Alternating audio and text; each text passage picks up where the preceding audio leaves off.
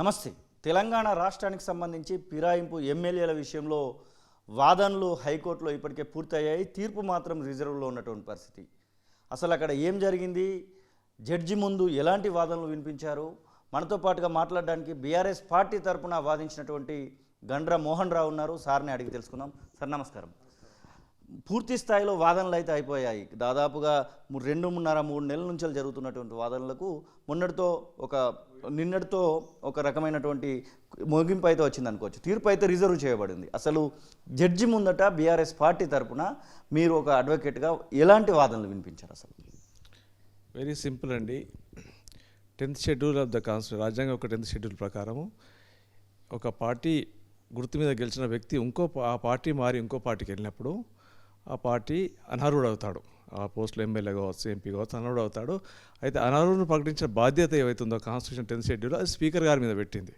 ఎందుకంటే స్పీకరు ఒకసారి ఏ వ్యక్తి ఏ పార్టీకి గెలిచినా స్పీకర్ అయితే ఆ పార్టీకి సంబంధం లేకుండా ఇండిపెండెంట్గా ఒక వ్యక్తి తర్వాత తను స్పీకర్ అసెంబ్లీలో కూడా సభ్యులను గుర్తుపడతాడు, చేస్తాడు. అతను ఏ పార్టీకి ఉన్నాడు, ఇంతకుముందు ఏ పార్టీకి ఉండే, ఇప్పుడు ఏ పార్టీకి పోతున్నాడు, అన్ని విషయాలు తనకు ఈజీగా తెలుస్తుంది. కాబట్టి తొందరగా డిసైడ్ చేయగలుగుతున్న ఒక ఉద్దేశంతో ఇచ్చినారు. సో కాబట్టి ఇది దాని ఉద్దేశం ఏంది మీకు తెలుసు. అంతకుముందు గయారామ్ అని యూపీలో కావచ్చు, హర్యానాలో కావచ్చు జరుగుతుంటే కాన్స్టిట్యూషన్లో డిబేట్ జరిగింది. ఒక కమిటీని అపాయింట్ చేసినారు. ఇటువంటి ఒక పార్టీ ఫిరాయింపులు అనేది ఒక డెమోక్రసీకే మచ్చ తీసుకొస్తుంది. ఒక పీపుల్స్ వర్డిక్ట్కు మీనింగ్ లేకుండా పోతుంది. ఒక పార్టీకి అధికారం ఇవ్వాలని పీపుల్స్ ఓటేస్తే ఆ పార్టీకి సంబంధించిన ఎమ్మెల్యేలు ఇంకో పార్టీతో చేయగలిగిపోయినప్పుడు ఆ పార్టీయే మారిపోయి పార్టీకి అధికారులకు ఇంకో పార్టీ వస్తున్నది. సో ఇటువంటి ఒక నిరోధించడానికి ఒక మంచి ఉద్దేశంతో 1985లో ఈ 10th షెడ్యూల్ తీసుకురావడం జరిగింది. కాబట్టి 10th షెడ్యూల్లో స్పీకర్ గారికి ఈ బాధ్యతను అప్పగించడం జరిగింది. కాబట్టి స్పీకర్ గారు తొందరగా నిర్ణయం తీసుకుంటారు ఈ విషయంలో. కాబట్టి ఒరే పీరియడ్ టైం ఏం జరుగుతుంది మీకు చూస్తూనే ఉన్నారు. స్పీకర్లు కానీ గవర్నర్లు కానీ ఒక రాజకీయ పార్టీలో ఉన్న వాళ్ళు అసలు రాజకీయ అతీతం కాకుండా వాళ్ళు కూడా రాజకీయ ఒక నాయకులు లెక్క అయిపోయినారు. వారు కాన్స్టిట్యూషనల్ పోస్ట్లో ఉన్నాము కాబట్టి కాన్స్టిట్యూషన్లో ఒక ప్రిన్సిపల్స్ ఫాలో కావాలి, కాన్స్టిట్యూషనల్ కన్వెన్షన్స్ ఫాలో కావాలి. కాన్స్టిట్యూషన్ ఏ ఉద్దేశంతో గవర్నర్ని అపాయింట్ చేసిందో, స్పీకర్ని అపాయింట్ చేసిందో అవి ఫుల్ఫిల్ చేయకుండా వాళ్ళు కూడా ఫక్తు రాజకీయ రాయుల్లో మారిపోయినారు. సుప్రీంకోర్టు కూడా 2-3 కోర్టులో కామెంట్ చేసింది. ఎంతవరకు speaker at any rate speaker post decides on the majority support to him. కాబట్టి స్పీకర్ కూడా ఇండిపెండెంట్గా ఇటువంటి ఒక పొజిషన్ను చేయగలుగుతాడా అని సుప్రీంకోర్టు 2-3 కేసులలో డౌట్ ఎక్స్ప్రెస్ చేసి కాన్స్టిట్యూషన్ అమెండ్ చేసి ఒక పవర్ను స్పీకర్ నుంచి తీసేసి ఒక రిటైర్డ్ సుప్రీంకోర్టు జడ్జికి కావచ్చు, లేకుంటే ఎలక్షన్ కమిషన్ కాస్తే నిష్పక్షపాతంగా తొందరగా జరుగుతున్న ఒక ఉద్దేశాన్ని ఆల్రెడీ ఎక్స్ప్రెస్ చేసి ఉన్నారు. డిబేట్ జరుగుతుంది దాని మీద. సో మన కేసుకి వచ్చే వరకు అందరికీ తెలుసు, ఒక హైదరాబాద్ ఎమ్మెల్యే గారు బీఆర్ఎస్ పార్టీ మీద గెలిచినారు. 10th మార్చ్ రోజు ఈ joint Congress party everybody. After that 22nd March అనుకుంటాను AICC publish list of parliamentary candidates. అందులో దాని నాగేంద్ర గారి పేరు ఉన్నది. సో 10th నాడు we filed an application to disqualify him. BRS party filed application to disqualify him. 22nd ఎక్కడైతే AICC list announce చేసినాదో 30th నాడు ఈ యొక్క విషయాన్ని కూడా స్పీకర్ దృష్టికి తీసుకెళ్దామని ఒక అఫిడవిట్ ఫైల్ చేయడం జరిగింది స్పీకర్ గారి దగ్గర. కానీ స్పీకర్ కార్యాలయం కానీ స్పీకర్ కానీ ఆ అప్లికేషన్ ఇష్టాన్ని నిరాకరించినారు. నిరాకరిస్తే దాన్ని పోస్ట్ ద్వారా పంపడం జరిగింది. కానీ పోస్ట్ కూడా వాళ్ళు యాక్సెప్ట్ చేయలేదు. మళ్ళీ ఒక 10 days వెయిట్ చేయడం జరిగింది. అప్పుడు 10th ఏప్రిల్ రోజు బీఆర్ఎస్ పార్టీ హైకోర్టులో పిటిషన్ జరిగింది. ఇది ఒక క్యాండిడేట్ ఉన్నాడు, మా పార్టీ మీద సభ్యత్వం గెలిచినాడు, కాంగ్రెస్ పార్టీలో జాయిన్ అయినాడు, తర్వాత ఏఐసిసి అతను అనౌన్స్ చేసిన as a candidate for parliamentary elections. Similar incident మన దగ్గర ఇంతకుముందు జరిగింది. డాక్టర్ భూపతి రెడ్డి అని నిజామాబాద్ నుంచి 2014లో ఈ was an MLC from BRS party. 2019 ఎలక్షన్స్లో అసెంబ్లీలో ఈ contester as a candidate for Congress party. అప్పుడు ఆ స్పీకర్ గారు అతను డిస్క్వాలిఫై చేయడం జరిగింది. ఆ డిస్క్వాలిఫికేషన్ హైకోర్టులో ఛాలెంజ్ చేయడం జరిగింది. డివిజన్ బెంచ్ మన హైకోర్టు ఏమన్నదంటే అతను ఆల్రెడీ ఒక పార్టీ నుంచి గెలిచి ఇంకో పార్టీ క్యాండిడేట్ కాంటాక్ట్ చేసినప్పుడు ఇలా విచారించడానికి ఏం లేదు, అసలు అతనికి నోటీస్ ఇచ్చే అవసరం లేదు. ఎందుకంటే it's all borne by records, election commission records ఉన్నాయి, ఎవ్రీబడి ఈజ్ సీయింగ్ అని ఆయన పిటిషన్ కొట్టేయడం జరిగింది. దాని మీద సుప్రీంకోర్టుకి వెళ్తే కూడా సుప్రీంకోర్టు కూడా కొట్టేయడం జరిగింది. తర్వాత ఏముందంటే ఇంతకుముందు 2014 నుంచి 20 వరకు కొంత కన్ఫ్యూజన్ ఉండే. హైకోర్టులో స్పీకర్ గారికి డైరెక్షన్ వ్యవస్థ లేదా స్పీకర్ వ్యవస్థ ఒక అసెంబ్లీకి సంబంధించింది కదా అని. కానీ 2021 ఏదైతుందో 2021 కేశవ మెగాచంద్ర కేసులో 3 judge bench of the Supreme Court clearly చెప్పినది. And it's an established fact. While acting either speaker deciding disqualification, he does not act as speaker. ఒక అసెంబ్లీలో జరిగే విషయాలు కాదు ఇది. అసెంబ్లీ స్పీకర్గా కథం చేయడు, ఒక tribunal like any other tribunal, central administrative tribunal కావచ్చు, స్టేట్ అడ్మినిస్ట్రేటివ్ ట్రైబ్యునల్ కావచ్చు, సెంట్రల్ ఎక్సైజ్ ట్రైబ్యునల్ కావచ్చు, ఒక ట్రైబ్యునల్ లాగానే అతను వ్యవహరిస్తారు. కాబట్టి అతని యొక్క నిర్ణయాలు కానీ అతని యొక్క వ్యవహార స్టైల్ కానీ under the courts can supervise that and courts can also review this decisions. That is judicial review అంటారు. ఆర్టికల్ 226 కావచ్చు, ఆర్టికల్ 227 కావచ్చు, 136 కావచ్చు, 32 కింద కాబట్టి ఉన్నాయి. ఆ కేసులో ఏమైంది, అక్కడ అప్లికేషన్స్ ఫైల్ చేస్తే డిస్క్వాలిఫికేషన్ స్పీకర్గా డిసైడ్ చేయలేదు. హైకోర్టుకి వెళ్ళినారు వాళ్ళు. వెళ్తే హైకోర్టు అన్నది మేము దీని మీద నిర్ణయాన్ని స్పీకర్కు డైరెక్షన్ ఇస్తా లేదని ఒక విషయం సంపత్ కుమార్ కేసులో కాన్స్టిట్యూషన్ బెంచ్కి రిఫర్ అయింది కాబట్టి మేము ఆ యొక్క డిసిషన్ వచ్చే వరకు వెయిట్ చేస్తామని ఒక నిర్ణయం తీసుకొని డిసిషన్ తీసుకోలేదు. దాని మీద సుప్రీంకోర్టు రావడం జరిగింది. సుప్రీంకోర్టు అప్పుడు ఏం చేసింది, 2007లో రాజేందర్ సింగ్ రాణా అన్న కేసు ఉంది, అది బీఎస్పీ పార్టీది, యూపీకి వెళ్ళిన కేసులో చెప్పినారు, speaker does not take a decision, then it's a failure to exercise jurisdiction. రాజ్యాంగం ఏదైతే ఉద్దేశంతో స్పీకర్ గారికి పవర్ ఇచ్చినాదో ఆ స్పీకర్ ఆ పవర్ని ఉపయోగించి దాని మీద యాక్ట్ చేయనప్పుడు ఆయన is a failed institution tribunal. కాబట్టి తప్పకుండా ఆ విషయంలో కోర్ట్ కెన్ గివ్ డైరెక్షన్స్ అని ఒక జడ్జ్మెంట్ ఇచ్చినది. సో ఆ జడ్జ్మెంట్ బేస్ చేసుకుని, that is the constitutional bench judgement.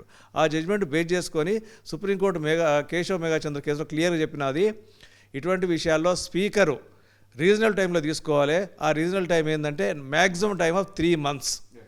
3 months కంటే ఎక్కువ తీసుకునే అవకాశం ఉంటే, ఎప్పుడు ఎక్స్ట్రాడినరీ సర్కమ్స్టాన్సెస్ ఉండి జస్టిఫైబుల్ రీజన్స్ ఉంటే కానీ మోర్ దెన్ 3 months తీసుకోవచ్చు.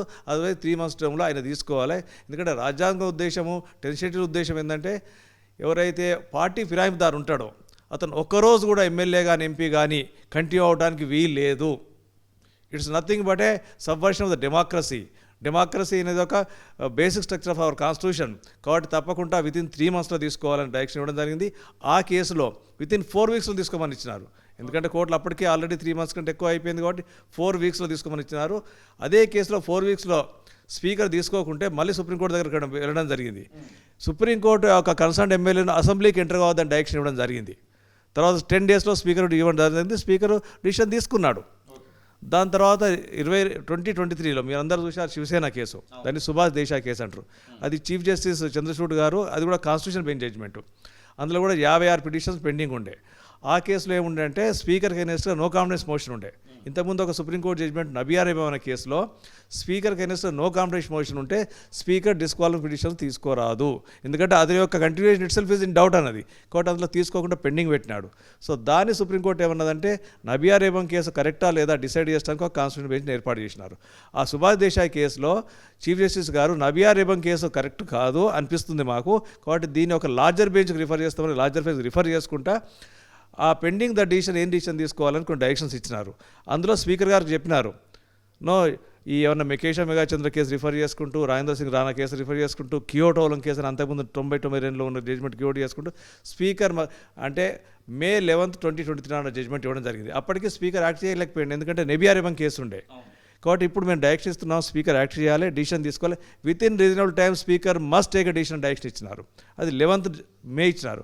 అప్పటికి స్పీకర్ గారి దగ్గర 56 పిటిషన్స్ పెండింగ్ ఉన్నాయి, 2 factions ఆఫ్ శివసేన. కానీ స్పీకర్ గారు డిసిషన్ తీసుకోలేదు, ఒక నోటీస్ ఇచ్చి పెండింగ్ పెట్టినారు. September 18th నాడు, సెప్టెంబర్లో మళ్ళీ శివసేన గారు పిటిషన్ వేయడం జరిగింది. మీరైతే రీజనబుల్ టైం అన్నారో ఇప్పటికీ 4 months అయిపోయింది, కానీ స్పీకర్ డిసిషన్ తీసుకోలేదు. Then supreme court said, we told you to take decision with this reasonable time, you are not taken, you tell me in which time you are going to take decision అని ఆ కేసులో follow up చేసినారు. ఒక 4 directions every 15 days case post చేసి ఏ రోజులో చేస్తావు చెప్పు, ఏ రోజులో క్లాస్ ఎగ్జామ్ కంప్లీట్ చేస్తామని by 31st December of that month 30 కేసులలో డిసిషన్ తీసుకున్నాడు స్పీకరు. తర్వాత స్పీకర్ అప్లికేషన్ ఫైల్ చేసినాడు సుప్రీంకోర్టులో, మాకు ఒక 10 days టైం ఇవ్వండి, మిగతా 16 కూడా తీసుకుంటామని. అప్పుడు స్పీకర్ కూడా టైం ఎక్స్టెండ్ చేసి supreme court has ensured that all the cases are disposed of before 31st of January of 2024. That is the constitutional bench judgment. It's very clear. So మన కేసులో మేము 10th March నాడు వేసినాము, ఇప్పుడు 4 months అయిపోయింది, speaker గారు notice కూడా ఇవ్వలేదు. అలాగే కడియం శ్రీహరి అని తెలుగు వెంకట్రావు గారు ఇద్దరు వాళ్ళ యొక్క పిటిషన్స్ తీసుకుంటా నిరాకరించినాడు స్పీకర్ కార్యాలయం. తీసుకుంటా నిర్ణయించి పోస్టులో పంపిస్తే పోస్ట్ రిటర్న్, మీరు ఎప్పుడైనా విన్నారండి స్పీకర్ కార్యాలయం పోస్ట్ రిటర్న్ చేయడం అనేది? ఇంత దౌర్భాగ్యమైన స్థితికి వచ్చినాం మనం. అంటే ఒక పదవిలో ఉండేవాళ్ళు they are just forgetting their status, they are acting like a just ordinary person కూడా అట్లా చేయడం అనుకుంటా. I don't know why they are stooping down to the level. ఇప్పుడు అడ్వకేట్ జనరల్ ఒక మాట చెప్తా ఉన్నారు, ఇంకొన్ని రోజులు టైం పట్టొచ్చు అనేటువంటి మాట చెప్తా ఉన్నారు. అలాగే ఎవరిపైన అయితే ఇప్పుడు ఫిరాయింపుకు సంబంధించినటువంటి కేసు నడుస్తూ ఉందో ముగ్గురు ఎమ్మెల్యేల తరపున వాదిస్తున్నటువంటి జంధ్యాల రవిశంకర్ స్పీకర్కి అసలు ధర్మాసనం చెప్పడానికి అవకాశమే లేదనేటువంటి మాట వాదిస్తున్నటువంటి సందర్భం. అసలు వారికి సంబంధించినటువంటి విషయంలో మాట్లాడాలనుకుంటే Article 141 of Constitution ఉంది. What it says, the law declared by the Supreme Court is binding all the courts in India అని ఉంది. రవిశంకర్ గారు చెప్పేది, సుదర్శన్ రెడ్డి గారు చెప్పేది ఒక పార్టీ కార్యకర్తలాగా చెప్తున్నారు. They are not telling, I told in the court also, advocate general is suppose to be officer of the court. Even though particular government must have appointed him, but he cannot act as a MLA, as a advocate of that particular party. He should discharge his constitutional duty. He is under tremendous pressure. So, asking court not to follow Keshav Megachandra case, not to fix a time, is asking to violate the Article 141 of the Constitution. మన దగ్గర judicial discipline ప్రకారము Supreme Court ఇచ్చిన judgement అన్ని కోర్టులలో binding ఉంటుంది. ఏ High Court కానీ Supreme Court జడ్జిమెంట్కి ఎగ్నెస్ట్ ఇచ్చడానికి వీలు లేదు. That is the law of the land. So నేను కానీ సుందరం గారు కానీ సుప్రీంకోర్టు సీనియర్ అడ్వకేట్ చెప్పినాడు, అడ్వకేట్ జనరల్ చెప్పినది మేము నువ్వు కాన్స్టిట్యూషన్ ఫాలో కాకుండి, సుప్రీంకోర్టు జడ్జిమెంట్ ఫాలో కాకుండి నేను చెప్పినట్టు ఇంటర్ఫియర్ చేయాలంటున్నాను. ఇటువంటి ఆర్గ్యుమెంట్స్ మేము ఎప్పుడు లేదండి ఆయన. And we came to the high court in the first instance saying that high court is the first court కాబట్టి చేద్దామని. అసలు ఇటువంటి ఆర్గ్యుమెంట్స్ సుప్రీంకోర్టులో చేయడానికి వీల్లేదు. ఈ అన్ని ఆర్గ్యుమెంట్స్ సుభాష్ దేశ కేసులో చేసినారు, తర్వాత ఫాలో అప్ కేసులో చేసినారు, మెగాచంద్ర కేసులు చేసినారు, ఇవన్నీ రిజెక్ట్ చేసినారు. అండ్ రీసెంట్లీ 2023లో division bench of the Bombay High Court దగ్గర ఇవన్నీ చేస్తే these are all arguments to be noted to be rejected అని చెప్పినారు. సో సుప్రీంకోర్టు ఇచ్చిన జడ్జిమెంట్ అడ్వకేట్స్ ఏదైనా ఆర్గ్యూ చేయొచ్చు. ఇదే సందర్భంలో ఇప్పుడు జంధ్యాల రవిశంకర్ అలాగే అడ్వకేట్ జనరల్ మీరు వాదించినటువంటి వాదనలు విన్నటువంటి ధర్మాసనం ఎట్లాంటి నిర్ణయం తీసుకుంటున్నారు అనుకుంటున్నారు? తీర్పు అయితే రిజర్వ్ అయి ఉంది, ఆ తీర్పు ఎలా వస్తుంది అనేది ఇప్పటికే అజంప్షన్ అయితే చేయలేం. మీ అవగాహన ప్రకారము ఎట్లాంటి తీర్పు రావడానికి అవకాశం కనబడుతుంది? స్పీకర్కి హైకోర్టు నుంచి ఖచ్చితమైనటువంటి డైరెక్షన్స్ పోవడానికి అవకాశం కనబడుతుంది ఈ ముగ్గురు ఎమ్మెల్యేల విషయంలో. మీకు ఇంకొక విషయం కూడా ఇక్కడ చెప్పాలి. అయితే స్పీకర్ గారు నేను చెప్పాను వెంకట్రావు గారిది కానీ కడెం సిఆర్ది కానీ అడిషనల్ అఫిడవిట్ ఇన్ దార్ నాగేంద్ర కేసు కానీ తీసుకోలేదని కోర్టు చెప్పిన అది 25th ఏప్రిల్ రోజు మీరు ఈ పిటిషన్ తీసుకోండి, దానికి రిసిప్ట్ ఇవ్వండి అని. Direction was issued to the speaker office. They have taken and given receipt and that receipt was filed in the court. అసలు స్పీకర్కు డైరెక్షన్ ఇచ్చే అధికారం లేకుంటే మరి స్పీకర్కు కోర్టు డైరెక్షన్ తీసుకోమనే అధికారం ఎన్నికలు వచ్చింది. దాన్ని మీరు వాదించింది కదా, దాన్ని ఇంప్లిమెంట్ చేసినారు కదా, దానికి నెక్స్ట్ మీరు డివిజన్ బెంచ్కి వెళ్ళలేదు, సుప్రీంకోర్టుకి వెళ్ళలేదు. When the high court has power to direct speaker to receive application, definitely has power to receive to decide the case. ఇంకో విషయం అండి, సుప్రీంకోర్టు కాన్స్టిట్యూషన్ అధికారం ఇచ్చింది స్పీకర్కు. అంటే 5 ఏళ్ళు పెట్టుకొని నేను కూర్చుంటాను, నన్ను ఎవరు అడగద్దంటే ఈ Indian constitution we are governed by rule of law అంటాం మనం, return constitution. Nobody is above the law, nobody is above the constitution. It's rule by law, not rule by persons. Howsoever he may be high but is not above the law. That's very concept. కాబట్టి మేము judge గారు క్లియర్గా చెప్పినాము, ఈ కేసులలో already 3 months time అయిపోయింది. Regional time అయితే చెప్పినారు సుప్రీంకోర్టు, ఆ రీజనల్ టైం ఆల్రెడీ అయిపోయింది. తర్వాత ఇక్కడ ఏం ఎక్స్ట్రాడినరీ సర్కమ్స్టాన్సెస్ లేవు, మేము తీసుకుంటామని చెప్పినాడు కానీ ఎక్కడ టైం చెప్పలే. మీరు ఒకటి అబ్జర్వ్ చేసి ఉంటారు, జడ్జి గారు ఒక 10 సార్లు అడిగినారు ఏజీ గారిని, మీరు చెప్పండి ఎప్పుడు రోజులో డిసైడ్ చేస్తారు, ఒక షెడ్యూల్ ఇవ్వండి, నేను ఆ షెడ్యూల్ ప్రకారం నేను కన్సిడర్ చేసి డిస్పోజ్ చేస్తాను కేసు అన్నాడు. అయినా ఇవ్వలేదు. వారి ఉద్దేశం ఏంటంటే డిసైడే చేయొద్దు, పెండింగ్ పెట్టాలని. తప్పకుండా మాకు పూర్తి విశ్వాసం ఉంది హైకోర్టు మీద. తప్పకుండా సుప్రీంకోర్టు ఇచ్చిన జడ్జిమెంట్ను పరిగణన తీసుకొని హైకోర్టు మేము రిక్వెస్ట్ చేసినాం. దాని నాగేంద్ర కేసులో అయితే 2 weeks డిసైడ్ చేయమని ఇచ్చింది. అక్కడ డిసైడ్ చేయడానికి ఏం లేదు. ఆల్రెడీ డివిజన్ బెంచ్ జడ్జిమెంట్ ఇక్కడ ఉంది. డిస్క్వాలిఫై అయిన భూపతి రెడ్డి గారి కేసులో ఆల్రెడీ జడ్జిమెంట్ ఉంది. తర్వాత ఇంకో కేసులో 4 weeks ఇవ్వండి, అంతకంటే ఎక్కువ టైం ఇవ్వద్దు, టైం లిమిట్ పెట్టండి అన్నాం. మాకు పూర్తి నమ్మకం ఉంది రాజ్యాంగం మీద, మన హైకోర్టు మీద, జడ్జి గారి మీద కూడా. తప్పకుండా సుప్రీంకోర్టు జడ్జిమెంట్స్ ప్రకారమే జడ్జిమెంట్ వచ్చి ఒక నిర్దిష్ట కాలంలో స్పీకర్ గారు డిసిషన్ తీసుకోవాలని నిర్ణయం ఇస్తారని అనుకుంటాను. డెమోక్రసీని కాపాడుతారు అనుకుంటాను. వీరితో పాటుగా ఇంకొక 7 కూడా ఇప్పటికే పార్టీ మారినటువంటి సందర్భం కనబడుతుంది. దానిలో ఒక గద్వాల ఎమ్మెల్యే మళ్ళీ వెనక్కి వచ్చి ముందుకు పోయినటువంటి సందర్భం కనబడుతూ ఉంది. మిగిలినటువంటి 7 విషయంలో కూడా మీరు ఫైట్ చేయడానికి సిద్ధపడతా ఉన్నారా బీఆర్ఎస్ పార్టీ తరఫు నుంచి? మిగతా 7 తరఫున కూడా ఆల్రెడీ అప్లికేషన్ వేయడం జరిగింది డిస్క్వాలిఫై చేయమని. ఈ జడ్జిమెంట్ కోసం వెయిట్ చేస్తున్నాం. సో ఈ జడ్జిమెంట్ ఏమవుతుందని చూసి దాని ప్రకారం ఈ యొక్క జడ్జిమెంట్ను is to follow in those case also. And in fact, he is supposed to follow the Keshav Megachandra case only. That is a law declared by Supreme Court, binding on all the courts. He is a tribunal speaker. Charmanth Kappa undi. And a speaker goes, no, they got two hats. One as speaker, as a officer of the assembly. Another is a tribunal under the 10th schedule. He is subject to judicial review of the court. Supreme Court చెప్పింది article 227 అంటే superintendence of the high court and all the lower courts and tribunals.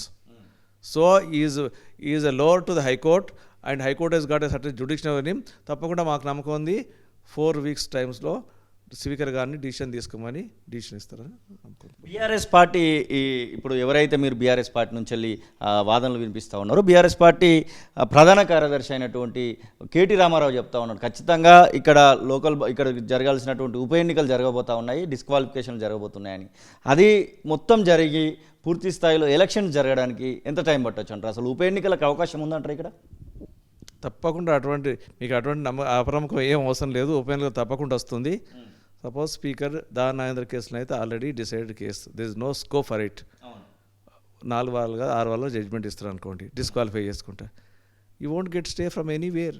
It's already decide case by supreme court and also our high court. When you don't give stay, what will happen? Bypoll వస్తుంది. So మిగతా ఇద్దరు కేసులో కూడా suppose reject చేసిన definitely either party will go to high court. In these cases high court will definitely keeping in with the constitutional objective, they will decide immediately within no time. అన్నిటాలు ఉప ఎన్నిక వస్తుంది. మీకు అటువంటి నమ్మకం ఏం లేదు. డిఫెక్ట్ అయిన ఎమ్మెల్యేల అన్ని కాన్స్టిట్యూన్సీల్లో తప్పకుండా ఉప ఎన్నికలు వస్తాయి. అయినా of course politics I don't want to talk, వస్తాయి తప్పకుండా. ఇప్పుడు జడ్జి గారు ఒకవేళ దీన్ని ఇట్లనే పెండింగ్లో పెట్టేటువంటి ప్రయత్నం చేస్తే మీరు ఇంకా ఫైట్ చేయడానికి సుప్రీంకోర్టు వరకు వెళ్ళడానికి ఏమైనా ఆప్షన్స్ ఉంటాయా? ఎందుకంటే హైకోర్టులో జరుగుతున్నటువంటి కేసును సుప్రీంకోర్టు తీసుకోవడానికి యాక్సెప్ట్ చేయకపోవచ్చేమో కదా. అట్లా ఏం లేదండి. ఈ జడ్జిమెంట్ ఇట్నే పెండింగ్ ఉండి డిసిషన్ రా అన్నట్టు మీరు అన్నట్టు 6 నెలలు అయింది అనుకోండి. So KT Rama Rao himself will file a Article 32 writ petition in the Supreme Court and ask Supreme Court keeping in view all this factor to give Speaker to decide. Definitely Supreme Court will entertain and give directions. Subhash Desai కేసులో అదే అయింది కదండి. అప్పుడు ఈ యొక్క advocate general గారు general పోయి argue చేయమని చెప్పండి అక్కడ. జందాల్ రవిశంకర్ గారు సుప్రీంకోర్టు ఇంట్రీ ఒకటి కాపీ ఇచ్చినాడు, ఆయన అపియర్ అయినాడు అందులో రెస్పాండెంట్గా. అందులో సుప్రీంకోర్టు ఇచ్చింది స్పీకర్ 5th వరకు టైం ఇచ్చినాడు, మేము ఎక్స్టెండ్ చేస్తున్నాం మళ్ళీ ఒక 2 weeks అని. అసలు కోర్టుకి అధికారం లేకుండా డిసిషన్ చేసుకో ముందు మరి ఎట్లా ఇచ్చినారని డిసిషన్, ఎట్లా ఎక్స్టెండ్ చేసిన టైము అదే చెప్పాను నేను జడ్జి గారికి. ఆయన ఇచ్చిన దాంట్లో అదొక ఎక్సెప్షన్ ఉంది, మళ్ళీ exception. Even in the case before deciding ఆయన స్పీకర్ ఇస్తే టైం కూడా ఎక్స్టెండ్ చేసింది సుప్రీంకోర్టు. కేసీఆర్ అలాగే కేటీ రామారావు, హరీష్ రావు వీళ్ళందరూ కూడా సుప్రీంకోర్టు సంబంధించినటువంటి న్యాయ నిపుణులతో కూడా చర్చలు పెడతా ఉన్నారు, ఇదే విషయంలో అంటూ ఉన్నారు. అంటే ఇక్కడ జరగదు, ఇక్కడ న్యాయం జరగదు అనేటువంటి అపనమ్మకం ఏమైనా వారికి ఉందా, లేదు అంటే ముందుగానే ప్లాన్ చేసుకుంటున్నారు అనుకోవచ్చా? అటువంటి అపనమ్మకం ఏం లేదండి. జ్యుడిషియరీ మీద they have got full confidence on the judiciary.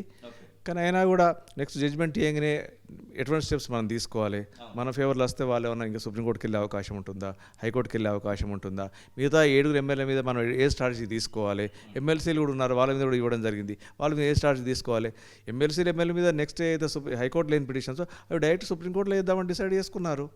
Next time they will file in the Supreme Court only. Let them make all these arguments before the Supreme Court.